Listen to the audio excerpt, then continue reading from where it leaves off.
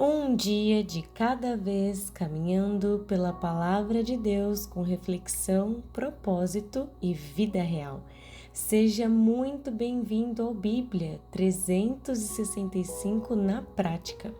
Hoje é o dia 145 da nossa jornada, dia 25 de maio, e seguindo o nosso cronograma, os textos de hoje são Números 34, Salmos 78, do versículo 38 ao 72, Isaías capítulo 26 e 1 João capítulo 4.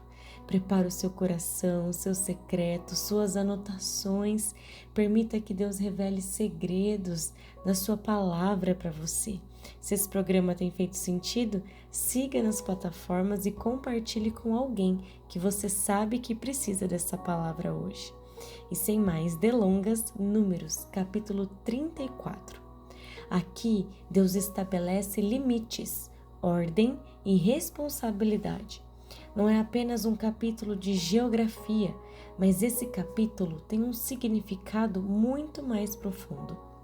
Deus está transformando um povo peregrino em um povo que finalmente vai habitar. Até aqui, Israel vivia de caminhada. Agora Deus começa a falar de permanência.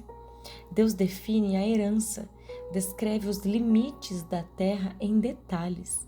A ideia era: essa terra não será conquistada pela força de vocês, ela já foi determinada por mim. Eles ainda nem tinham entrado, mas Deus já estava dizendo onde começa, onde termina, o que pertence e o que não.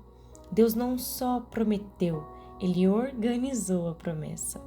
Às vezes queremos só a promessa, mas Deus também estabelece processos, limites e tempos.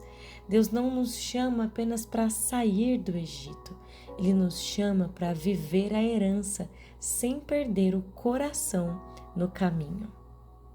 E partindo agora para Salmos, capítulo 78, dos versículos finais que faltaram de ontem, do 38 ao 72. Essa continuação é quase um retrato do coração humano e, ao mesmo tempo, uma revelação do coração e do caráter de Deus.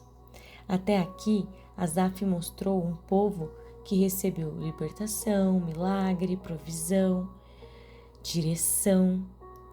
Ele diz: perdoa a iniquidade, lembra-se de que são simples mortais.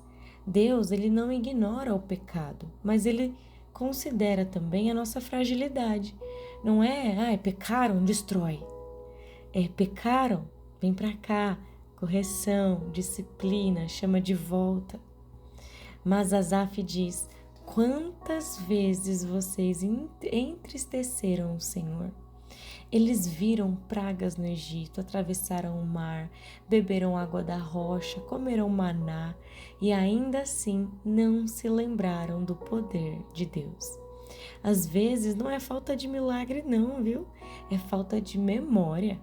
Eles queriam água, receberam. Comida, receberam. Proteção, receberam.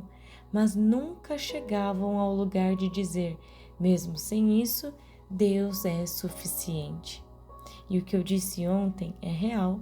Quando buscamos apenas a mão de Deus, nada do que Ele dá sustenta por muito tempo, até entendermos que Ele é o próprio pão. O salmo termina com pastoreio. Escolheu seu servo Davi. Davi não veio do palácio, ele veio do campo, das ovelhas. Deus estava mostrando que o problema nunca foi falta de poder, era falta de pastoreio do coração. Ele os apacentou segundo a integridade do seu coração e os dirigiu com sábias mãos. Não basta amar, tem que conduzir, leva isso com você.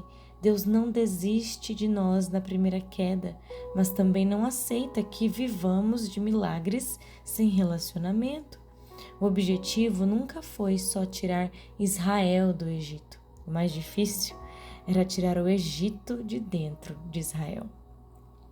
E partindo agora para Isaías, capítulo 26. É um cântico de esperança no meio do caos. Depois de falar sobre juízo anteriormente, agora é sobre como vive o povo que continua confiando em Deus enquanto tudo ao redor parece instável. O capítulo começa mostrando que a verdadeira segurança não está em muralhas ou força humana, mas em Deus. Temos uma cidade forte, Deus põe a salvação como muralha. Então ele diz: tu conservarás em perfeita paz aquele cujo propósito é firme, porque confia em ti. E como eu amo esse versículo, ele nos faz pensar: o seu propósito, o meu propósito, ele está firme? Eu confio no Senhor, porque se sim, eu tenho então a perfeita paz. Isso não significa ausência de problemas, mas um coração que é sustentado por Deus, mesmo em meio às lutas. Depois, o povo reconhece algo muito humano. Houve momentos em que outros senhores dominaram seu coração. Medos, alianças erradas, autossuficiência, idolatria.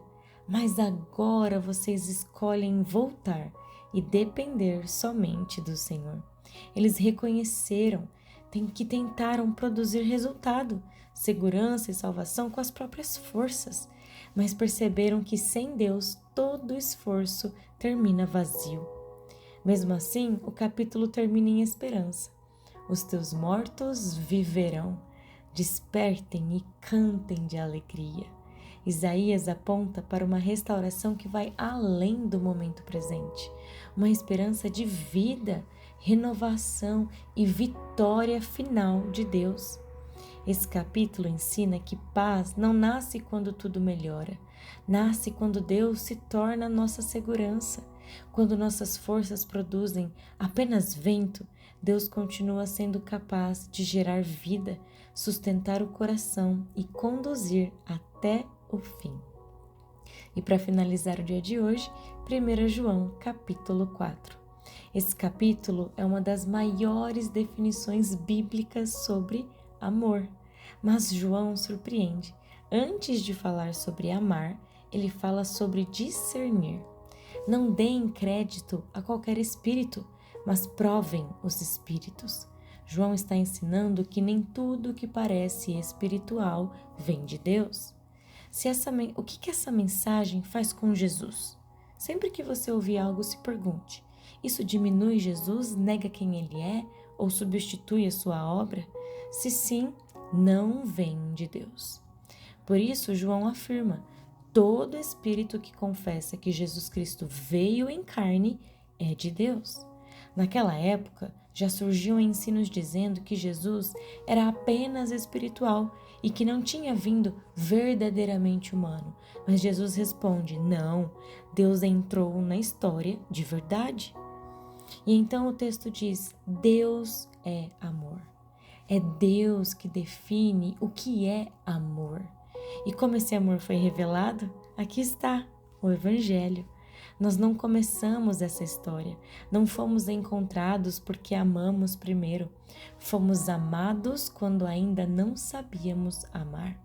Cristo não veio porque merecíamos, Cristo veio porque Deus decidiu nos amar. E então João traz uma consequência muito prática. Quem ama a Deus, ama também o seu irmão. Não como sentimento, mas é uma evidência, perdoando, servindo, sendo paciente, celebrando o outro, escolhendo permanecer quando seria mais fácil endurecer. O amor bíblico é isso, é fruto de permanência. Depois vem um versículo que cura muita coisa. No amor não existe medo, o perfeito amor lança fora todo medo. João não está dizendo que quem ama nunca sente ansiedade ou insegurança. Ele está dizendo que quem conhece o amor de Deus não vive escravizado pelo medo, o medo do abandono, da condenação, da rejeição, porque o amor maduro transforma tudo em relacionamento. Diante de Deus, nós temos relacionamento. E o capítulo termina fechando esse ciclo. Nós amamos porque Ele nos amou primeiro. Esse é o segredo. Você não produz amor para alcançar Deus. Você recebe o amor de Deus e então aprende a amar. Maturidade espiritual não é só reconhecer a verdade, é permanecer nela. O verdadeiro Espírito exalta Cristo. O verdadeiro amor nasce em Deus. E quem foi profundamente amado por Ele começa a amar os outros de forma visível, prática e verdadeira. Querido Deus, obrigada, Pai, por mais um dia, por nos sustentar até aqui, por nos ensinar a caminhar lembrando dos seus grandes feitos, de quem o Senhor é, sobre as nossas vidas. Nos ensine a entregar a nossa vida completamente a Ti, Deus, a confiar nesse amor que é perfeito, a confiar nesse amor que lança fora todo medo, o medo do abandono, da rejeição, de tudo, Deus. Que possamos caminhar em Ti, crendo e confiando que temos um propósito firme, confiamos em Ti. Por isso o Senhor nos encherá e nos guardará em perfeita paz. Que o Teu Espírito nos encha, Deus, neste dia e seja conosco, ó Pai, em todo o tempo. Cubra-nos com a Tua armadura e envia os Teus anjos sobre nós. Em nome de Jesus, amém e amém. Que Deus te acompanhe hoje. Viva essa palavra na prática. Amanhã seguimos juntos no dia 146 da nossa leitura.